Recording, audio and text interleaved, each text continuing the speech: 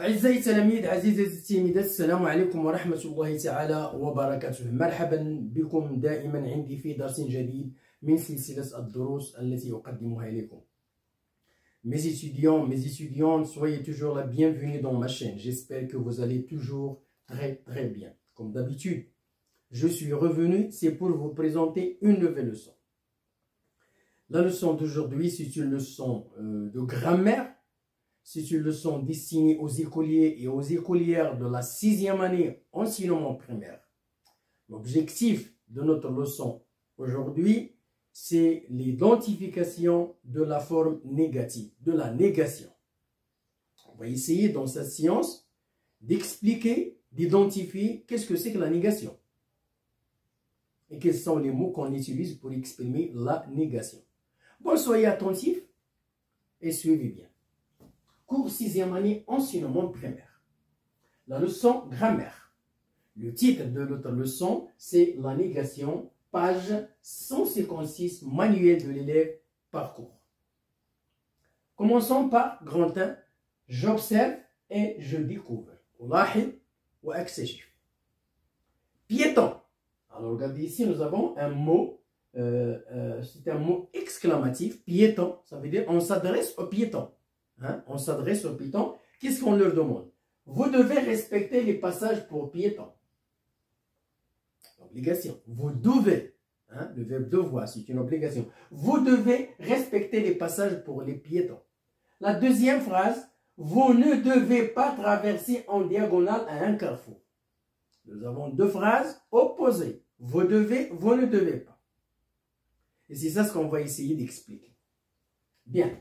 Alors, la première phrase, on va la noter petit a. Et la deuxième phrase, on va la noter petit b. Alors, qu'est-ce qu'on demande aux piétons dans la première phrase? Dans la première phrase, petit a, regardez, vous devez respecter les passages pour piétons. Vous devez, c'est le verbe devoir, c'est un verbe d'obligation. Quand on dit à quelqu'un tu dois, ou bien des personnes vous devez, ça veut dire ils sont obligés d'exécuter. Alors, vous devez respecter les passages pour piétons. Alors, dans cette phrase-là, on demande aux élèves de respecter le passage ou bien les passages pour piétons. Il faut les respecter, obligation. Donc, voilà ce qu'on demande dans la première phrase. Donc, ici, c'est un ordre qu'ils doivent exécuter. Dans la deuxième phrase, alors, on leur demande de respecter le passage ou bien les passages pour piétons. Pour la deuxième phrase, qu'est-ce qu'on demande aux piétons dans la deuxième phrase? Alors, on leur demande de ne pas traverser en diagonale à un carrefour. Ici, c'est on demande, hein, c'est une obligation, hein, vous ne devez pas, hein, dans la deuxième phrase, vous ne devez pas. Ici, on a nié la première phrase. La première phrase, on a affirmé. Et la deuxième phrase, on a nié. Ça veut dire, on demande aux élèves de ne pas traverser en diagonale à un carrefour. Bien. Alors, quelle est la différence entre ces deux phrases? Maintenant, la première phrase, on a affirmé aux élèves aux piétons pour respecter le passage pour piétons. Hein? Vous devez respecter les passages pour piétons. Hein? Ça veut dire peut-être on s'adresse à des automobilistes.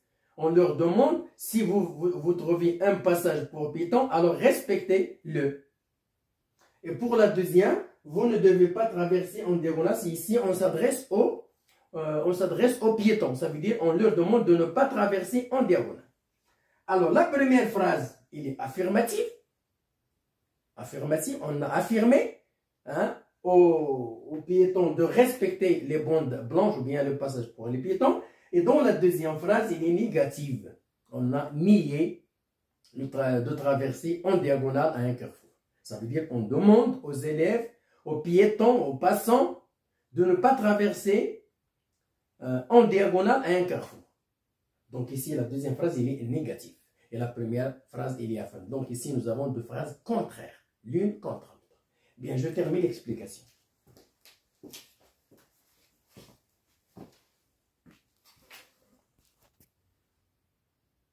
Bien, alors, après avoir terminé le premier titre, j'observe et je découvre. Maintenant, passons au deuxième titre, je manipule et je réfléchis. Premièrement, relève, c'est un ordre, hein? C'est un ordre, c'est une phrase impérative. Relève dans le texte de lecture, page 152. Vous savez, le texte que nous avons vu avant. 3 phrases négatives et j'entoure les mots qui expriment la négation. Alors, dans le texte de lecture, j'ai choisi, premièrement, n'hésitez pas à traverser plus loin. N'hésitez pas. La tataraddad. Hein? Donc, ici, nous avons N et pas. N'hésitez pas à traverser plus loin. La tataraddad. Deuxièmement, n'essayez pas de traverser avant les camions. N'essayez pas de traverser avant les camions. Ça veut dire, quand le camion est arrêté, ne traversez pas la rue avant. Parce qu'en traversant avant le camion, peut-être on ne peut pas voir les voitures qui passent. Elles sont cachées, hein? Elles sont cachées derrière là, le camion. Donc c'est pourquoi on demande de ne pas essayer de traverser avant le camion. Il faut traverser derrière.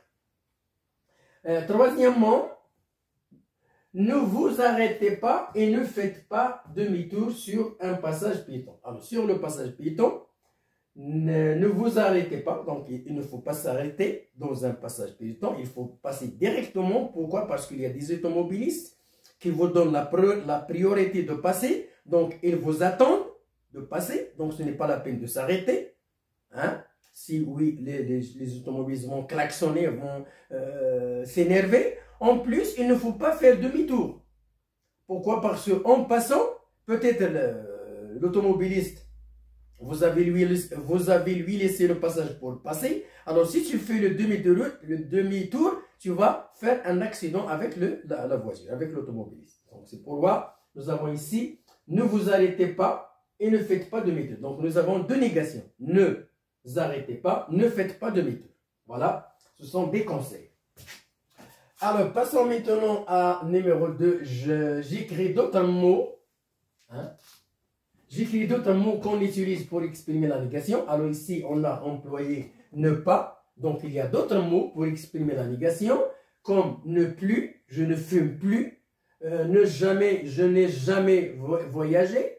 Ne rien, je n'ai rien trouvé. Ne personne, je ne vois personne. Donc ici, voilà des expressions qu'on peut employer pour exprimer la négation. Troisièmement, quelle est la place des mots, hein? Quelle est la place des mots qui expriment la négation? Alors, ces mots-là qui expriment la négation, quelle est leur place? Alors, puisqu'on a laissé des points ici, ça veut dire que c'est la place du verbe.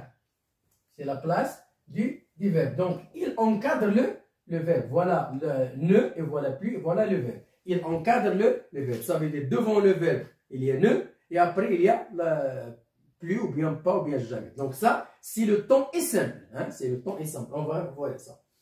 Quelle est la place des mots qui expriment la négation? Alors, il encadre le verbe. Voilà, il ne traverse, il ne trouve rien. Donc voilà le verbe, et voilà ne rien. Il encadre le verbe. Ça veut dire ne se place devant le verbe conjugué et rien se trouve après le verbe conjugué. Alors, je retiens. Alors, si vous remarquez bien ici, ne, c'est un verbe simple. Hein? C'est un verbe simple. Ça veut dire un seul verbe. On utilise la négation pour nier, voilà, premièrement, l'identification, pour nier l'existence d'une action. La négation, c'est une je fume, je ne fume plus. Je mange, je ne mange pas. Je joue, je ne joue pas. Donc, هنا تنفي واحد الحدث اللي مؤكد. سناكل لا سيدي ما سناكلش. Je ne mange pas. Ou bien, pour exprimer le contraire d'une idée. ولا نحاول نستعملوا الضد ديال واحد الفكرة. نستعملوا الضد ديال الفكرة. Bon, voilà la deuxième partie. Je termine l'explication.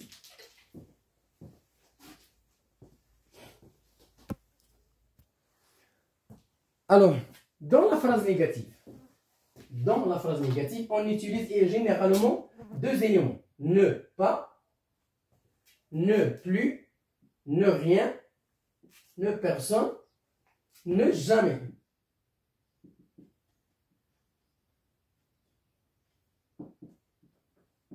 Voilà les mots qu'on trouve dans une négation. Alors, la négation se place différemment par rapport à un verbe. Donc, cette négation-là, elle se place différemment. Ça veut dire, il change. Hein, dans un temps simple, dans un temps composé, etc. À l'infinitif. Alors, on va expliquer. Premièrement, un temps simple, ça veut dire un seul verbe, au présent, bien imparfait, au futur, il encadre le verbe. Il encadre le verbe. Voilà, il ne traverse pas. Voilà le verbe. Et voilà, ne pas. Il encadre le verbe. La chaussée.